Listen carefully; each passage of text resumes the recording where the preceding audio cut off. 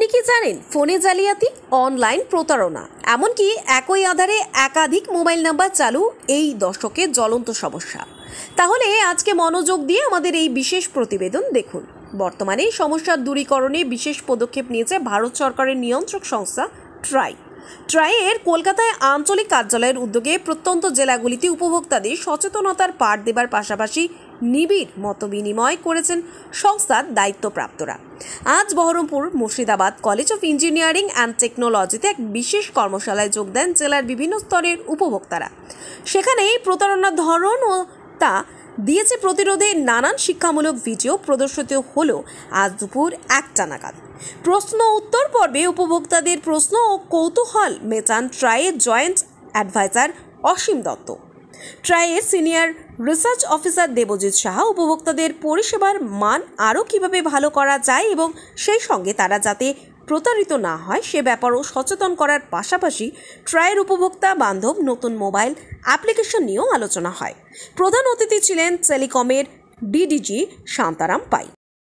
না, আমরা এটাকেই যাতে গ্রাহকরা এই ব্যাপারে সচেতন হয়, মানে যে ধরনের ফ্রড হচ্ছে তার মাধ্যম কি SMS, ভয়েস কল এবং ইমেল, হোয়াটসঅ্যাপ এর মাধ্যমে তো তা অলরেডি আমাদের ট্রাই থেকে একটা রেগুলেশন মানে আছে যে এই ধরনের আনওয়ান্টেড মার্কেটিং কল বন্ধ করার জন্য টিএসপিদেরও নির্দেশ দেওয়া হয়েছে এবং রেগুলেশনের বিভিন্ন ধারা অনুযায়ী যারা করছে তাদের উপর অ্যাকশন নেওয়ারও ব্যবস্থা আছে।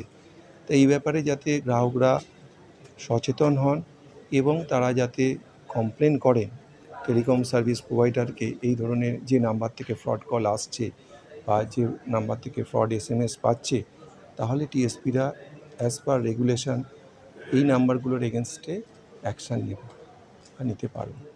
দেখুন, টেলিমার্কেটারদের জন্য আমরা একটা সিরিজ বানিয়েছি 140 সার্ভিস কল, মানে সত্যিকারের যদি ব্যাংক থেকে হয় তাহলে 160 সিরিজ অ্যাপিলেটেড করেছি, কিন্তু এই ধরনের ফ্রডগুলো পার্সোনাল নাম্বার থেকে করা হয়। ঠিক আছে, তো যখনই এরকম সন্দেহ হবে, ঠিক আছে, যারা সচেতন তারা সঙ্গে সঙ্গে কিন্তু টিএসপিকে কমপ্লেন করবে যে এই নাম্বার থেকে আমাকে বলছে যে আমার ব্যাংক অ্যাকাউন্ট বন্ধ হয়ে যাবে যদি আমি ডিটেলসটা না বলি।